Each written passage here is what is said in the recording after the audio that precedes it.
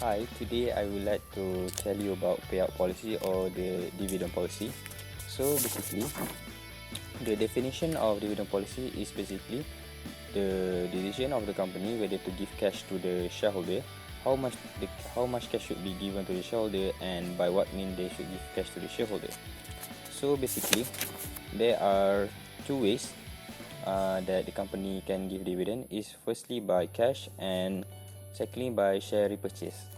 Okay, now I will tell you about cash dividend. So cash dividend is basically the company will give cash to the shareholder as a dividend by using their retained earnings. So basically for the procedure, the company will first issue the financial statement to give information to the shareholder about how much that dividend they will get, and then they have to set three important dates, which is first the record dates. The record dates mean is to those shareholders whose name are recorded on this date, they are entitled to get the dividend by the company.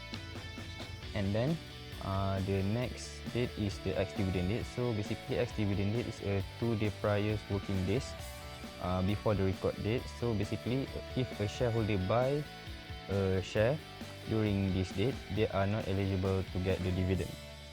And the last date is the payment date. So basically this is actual date where the company will mail the eligible shareholder the dividend that they should get. So next we proceed to the timeline. So this is the timeline of what are happening in the company. So basically it started with the declaration of dividend by the board of director, and then the ex-dividend date, which is I said earlier, the 2 days working days prior to the record date, then the record dates, and lastly is the payment date. Okay, the second method of issuing the dividend is by share repurchase. So basically share repurchase is when the company buy back their issued share from the shareholder. So for the procedure, there are 3 ways that the company can do for the share buybacks. So the first one is by open market repurchase. So basically this one is very simple. The company will just buy their outstanding share in the open market. So the next one is the tender offer repurchase. Tender offer repurchase is basically the company will specify like the how much that they want to buy share from the issued shareholder, and then the shareholder will determine whether they want to sell or not. And the last one is Dutch auction repurchase. So the Dutch auction repurchase is basically the company will specify how much share that they are willing to buy in a price range, and the investor will now decide whether they want to sell or not their shares in the price range. And lastly, the firms will decide the minimum share that they want to buy. Okay, next one is I will tell you about the treatment to cash dividend and share repurchase. So basically I will explain about the tax consequences of these two types of dividend. So for the cash dividend, when the company give cash dividend to the shareholder have to pay tax. However, for the share repurchase, the shareholder will only get capital gain. So capital gains is not taxable. So the next one is I want to explain about dividend reinvestment plan. So basically this one is the firms are enabling the stockholder to use their dividend to buy additional share or some shares with little or no transaction cost. And lastly, now I will tell you about the price reaction to the dividend or payout. So basically, an example that I can give is, let's say a company has a $1 billion asset and 10 million shareholders. So basically the price per share will be $100. And now let's say the dividend that were given to each shareholder is $1. So now the total dividend will be 10 million. So there is a reduction of 10 million in the asset of the company. So now the asset will become 990 million. So when you divide the 990 million with the 10 million shareholder, it will become like the price per share will now drop by $1, which is $99 per share. However, if the company repurchase the share, the company will now buy the share at the same the cash will be bought at the same price like it was given in the cash dividend. However, there is a reduction in the outstanding share of the company, hence the price per share will never drop. It will remain as $100.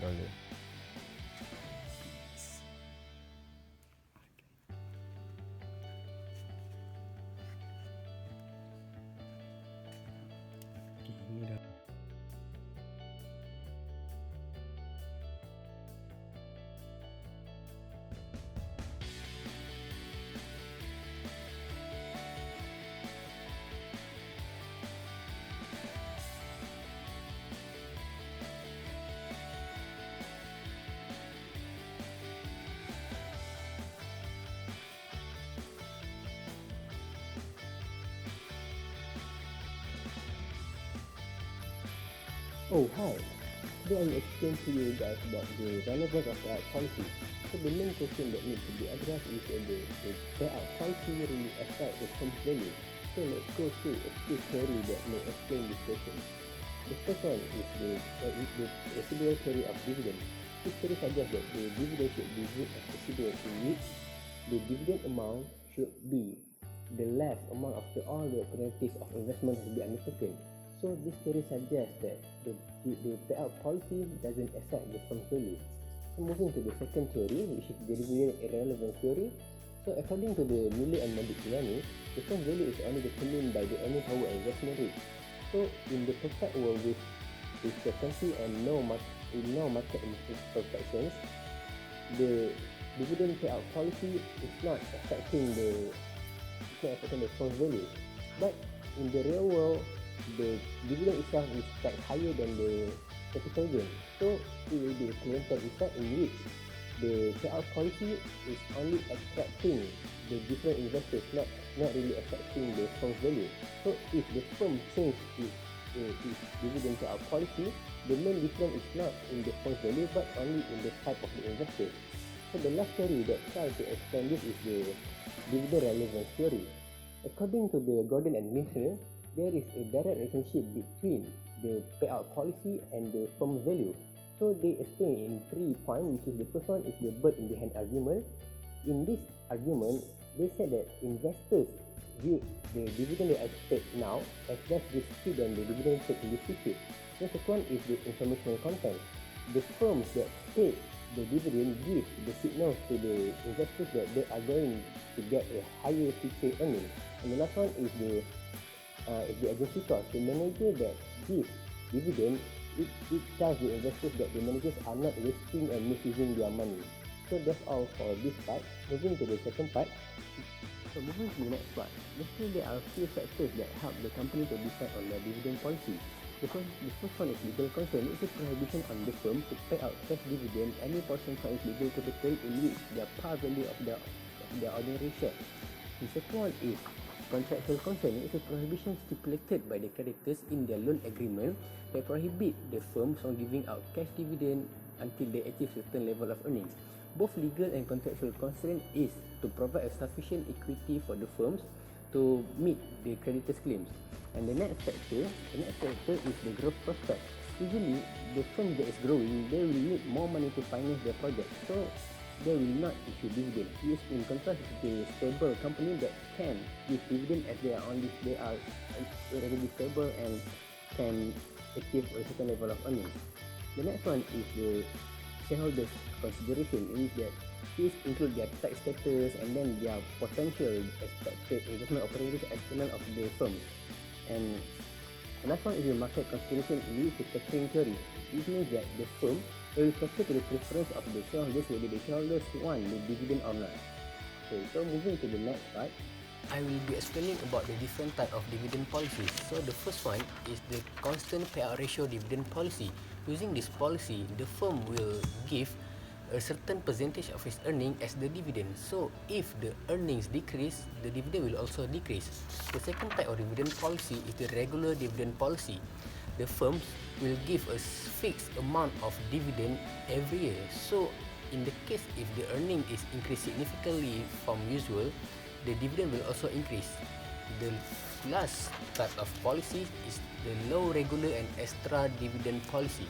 In this policy, the firm will give a stable dividend to the investors, but in case of the earnings increase significantly, increase extraordinarily from the common, the dividend also increase. Usually, this policy is being used by a company that experience a cyclical shift in their earnings.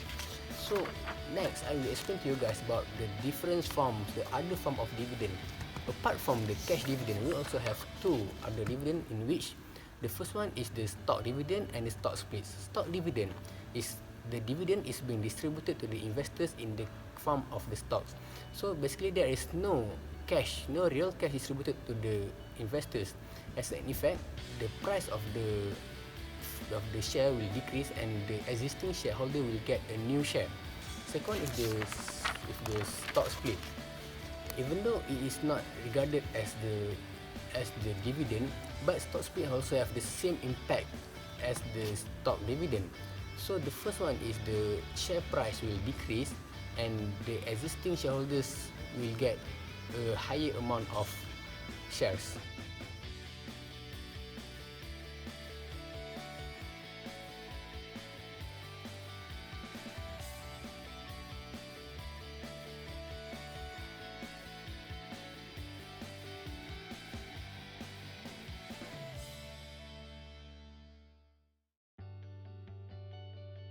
Okay.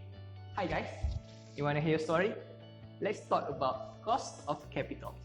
Cost of capital is representing cost of financing. It is a minimum return or must earn required return so that the company investment can maintain or increase the value of the stock.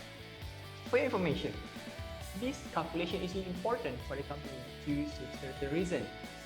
The first one is this calculation can determine whether the investment will bring earning more than the cost for the company, and the other part is whether the investment can increase or lowering the value of the stock.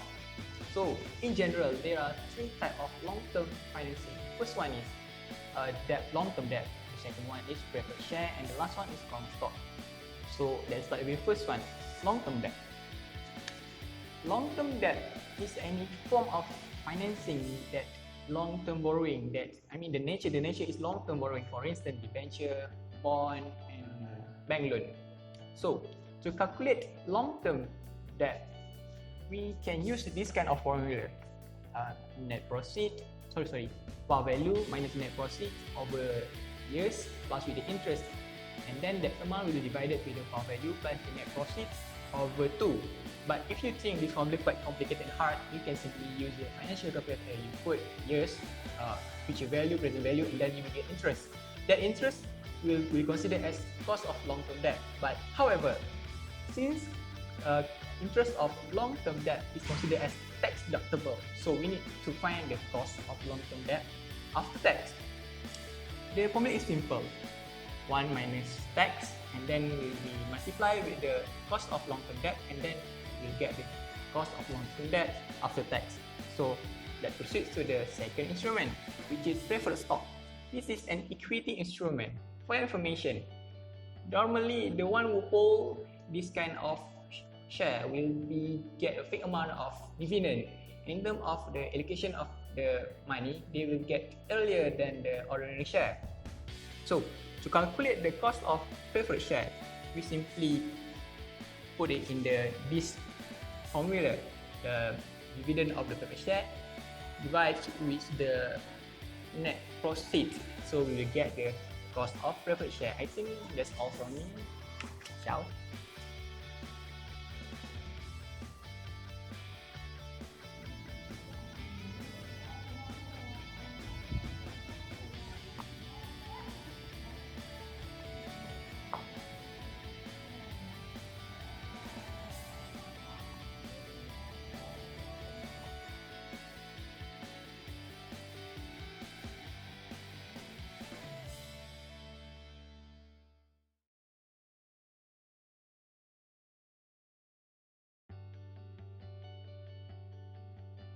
Okay, Assalamualaikum warahmatullahi wabarakatuh everyone.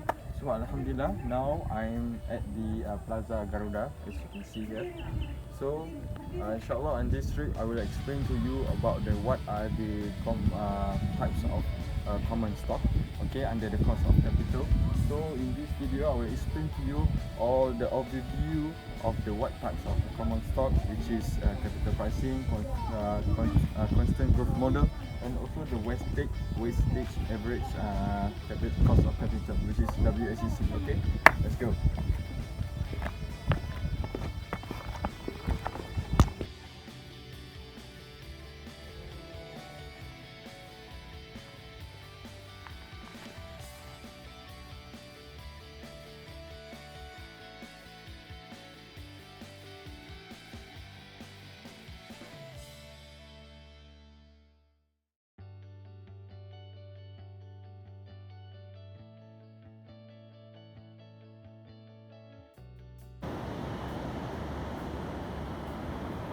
Okay, alright. For the second part of the common cost of common equity is that we're going to look at the capital asset pricing model. So what are the capital asset pricing model is that we want to know what are the relationship between the required return and also the non-reversible risks. Okay, so basically these are the formula and how can we know the cost equity. Okay, and then this formula is KS equals to risk-free rate, okay, plus beta multiply with market risk premium. So by having this formula, we can get the capital.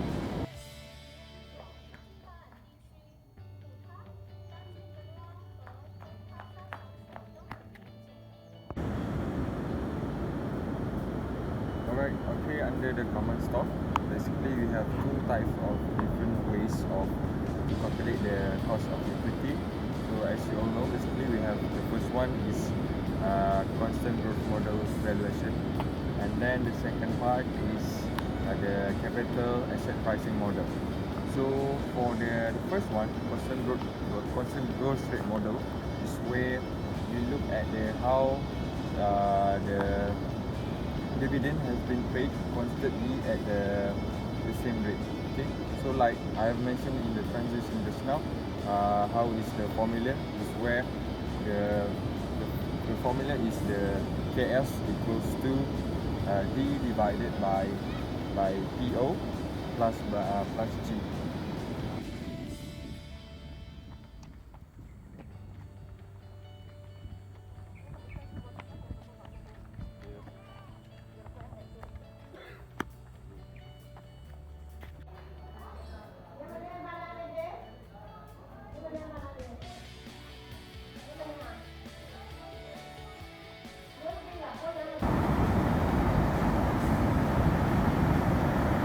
Okay, so for the last part is WACC. So what is WACC? Is a weightage average of capital cost of capital. So what is weightage average of cost of capital? Is where we want to reflect the expected average cost of our future cost of capital over the long term run. So WACC actually requires extended represent a specific kind of financing. So what are the specific weight average of financing is that the weight we want to look at the target percentage of the debt and also the equity where we will minimize the firm overall cost. So basically the formula like I mentioned in the transition just now is where we plus the multiply with the WI multiply with IR, and then we plus with the bracket WP plus with RP, and then we plus also the multiply of WS and also the RS. Okay, that's it for me.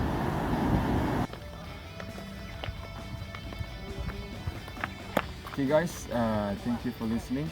I hope you guys understand what I have explained just now. So if you have any question, you can just subscribe our video and I hope you enjoy the video. Thank you.